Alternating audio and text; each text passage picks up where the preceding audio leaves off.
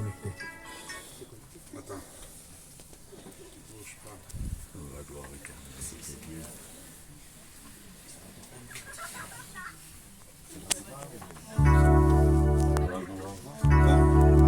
Avec moi.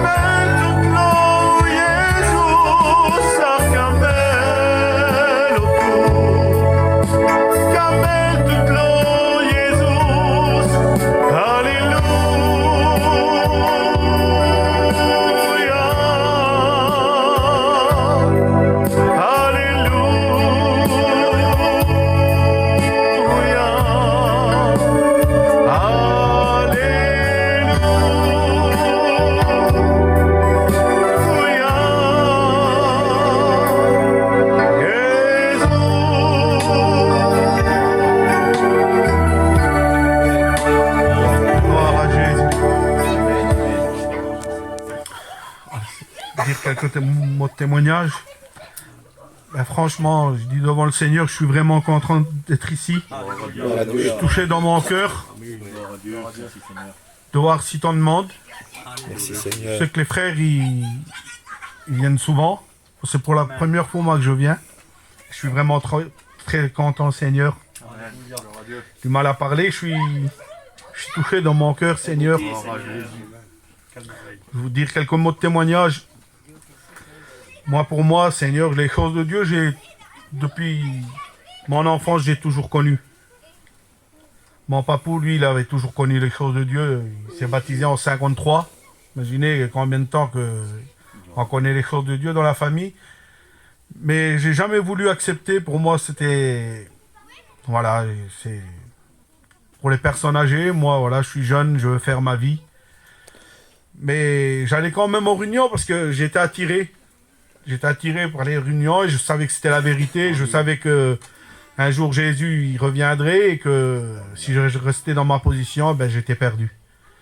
Et ça, quand arrivait le soir et que j'étais couché, je réfléchissais beaucoup à ça. Seigneur, si tu reviens, je reste là. Je pensais à ma famille, à mes frères. Seigneur, s'il arrive quelque chose, qu'est-ce qu'on va faire? Et là, c'est vrai qu'on ne s'attendait pas. L'épreuve a frappé.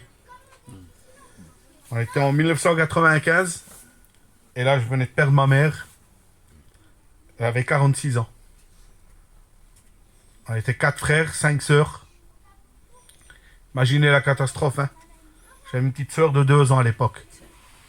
Et là, j'ai dit, Seigneur, tout s'écroulait autour de moi.